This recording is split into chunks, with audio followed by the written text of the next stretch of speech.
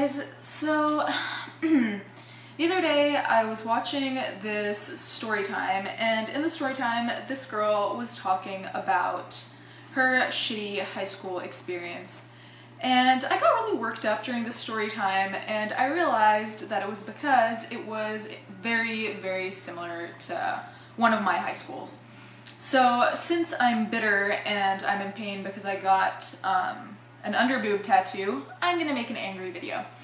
So I went to multiple high schools, and I'm not gonna specify which high school this was, but I am gonna say it was an English-speaking high school, and it was in Shanghai, China. So if you knew me back then, or if you have access to my Facebook, you'll know exactly what I am talking about. So I'm gonna start this off by saying a bit, like giving you a bit of background information. So I moved in the middle of 11th grade.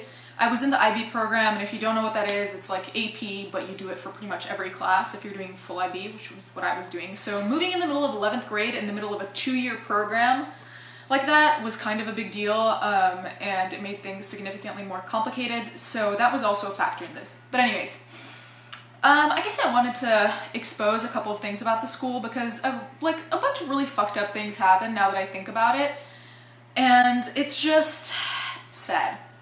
So one of the first things I remember happening is that they discriminated against my mom because she's a single parent. So the first day we went to school, I hadn't been on the campus yet because I chose my school online because I was still in school before moving, so it's not like I could just go on a trip to China and be like, hey, this is the school I'm going to. So I chose it online, and this school is rather prestigious, has a really good reputation, all the kids there go to Ivy Leagues, blah blah, whatever. And I knew this, but since it was an American school, I thought that it would be like, let's say, the kind of more chill and supportive kind of schooling I was used to. And we had to go like to this kind of orientation for people who move in the middle of the year, and we meet the principal, okay? And since then, the principal's changed. The people in charge now are actually people I like, and are qualified also, which this guy totally was not. And we talked to him, and he pretty much says during this orientation that if the parent stays out of the country for more than 7 days, pretty much you have to sign over the guardianship to the school, so pretty much the school can decide what happens to your kid while you're gone, which is hilarious because hell no. But my mom used to travel for 2 to 3 weeks at a time, and so obviously she wasn't going to be there, but we had a full-time like babysitter that was with me, obviously, because since I was a kid, my mom would travel for 2 or 3 weeks at a time, so I couldn't just be home alone. So we had this babysitter full-time. She's like slept at my house with us since like 8 years, I think, at that point. And so my mom told the principal, like, hey, like I travel, but there's always someone at home to take care of me. It's not like I'm alone ever. And he was like, yeah, no, that's not okay. And so my mom was like, well, what am I supposed to do then? And they're like, oh, it has to be a guardian. And she's like, yeah, well, this is the legal guardian while I'm gone, the nanny, right? And he's like, no, like it has to be a parent. And my mom's like, well, what if you're a single parent, which my mom was? And they made like this whole huge fuss about how she was a single parent. I'm like, dude, they're leaving me with a paid nanny who sleeps at our house, who we've known for 8 years. Why do you need another parent? Especially considering the divorce rates. Do you really expect every parent to be together? That's highly unrealistic and also a stupid rule. Another thing that happened when I was there is that I got very depressed after being there for a while. I think like the first 3 weeks I was there, I lost a significant amount of weight. I was crying every day after school, and it was bad. Side note, I moved across 7 countries over 12 times before this, so I wasn't homesick. It wasn't that I wasn't used to this, like this was my jam, I was used to this. It was just that this place was toxic as hell. And I was just really sad, so I started going to therapy pretty soon after I moved there, just because I went into like a really deep depression. And anyways, when I did go to therapy, I had this one therapist who, interestingly enough, was the therapist of a lot of other people I knew. Interestingly enough, when I was going to see this therapist, I told him of my problems, obviously, and I told him that I was depressed and that I felt like this crazy amount of pressure and that I was feeling inadequate because the school made me feel that way. Because note, the school I'd left, like, we always bitch about the schools we go to, but the school we'd left never made me feel like I was shitty and unworthy and, like, I guess stupid.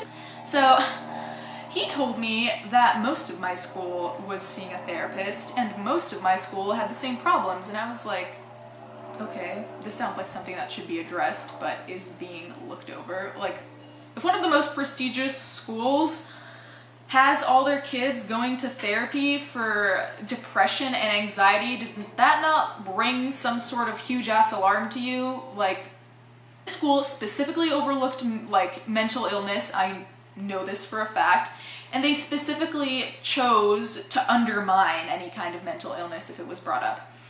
And it just reminds me of this time when I went to this guidance counselor, and she was nice, but she still contributed to that toxic environment because we were applying to universities. We all had to make appointments to go see our counselors, and our counselors would make us sit with them, tell them the schools we applied to, and then we had to judge how realistic it was for us to get into that school. I apply to schools where I think I'll get in, and that's really it. There's no need to tell me if it's a reach or not. Yet, this woman would literally sit in front of you and say, oh yeah, I think this one's a reach. I don't think realistically you'll get into this. And, you know, while a realistic mentality is helpful, I don't really know if that helps anyone, but it happened. But anyways, the thing I will forever remember the most is our first day of senior year. This whole assembly for only seniors was to tell us about how disappointed our parents would be if we didn't get into schools X, Y, and Z. Schools X, Y, and Z means that we pretty much had to get into Ivy League schools, and if we didn't,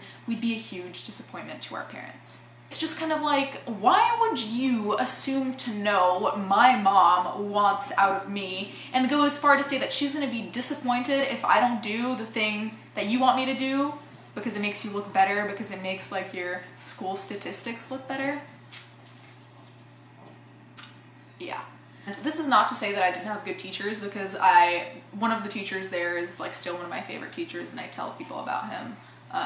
He was my English teacher, he was awesome. But I think that there was something inside the system was profoundly wrong. And I think that if someone can walk onto a campus, my mom, and feel like something has been dropped onto her shoulders, like how can you ignore the problem spectrum? Effectively, after I went to high school there, I had a little bit of, I'm not going to go into detail about this just because I'm not ready, but I kind of lost it for a while. I took a gap year, and I think all the pressure from that, like the end of junior year and then senior year, I think that really fucked me up in a significant way. Also took a long time for me to be able to see things normally again, because as much as you realize that something fucked up is going on, it doesn't mean that you're not going to internalize it, and it doesn't mean that you're going to keep going to school and with this fuck you mentality of like, yeah, I'm not going to listen to anyone. Because the reality is, if you're spending 8 hours a day, every day, in an institution like this one, it will get to you. It will. When I think about what I went through when I was going to school there,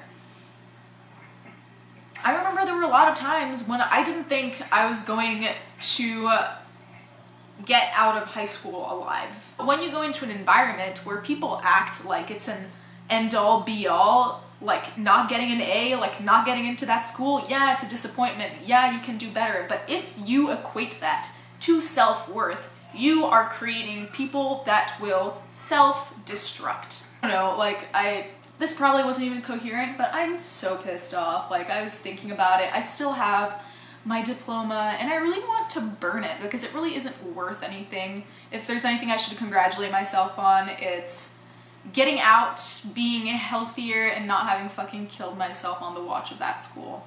But, yeah, if anyone's thinking of putting their kids in high school in Shanghai, hit me up because I'll tell you where not to go. Thanks for watching, guys.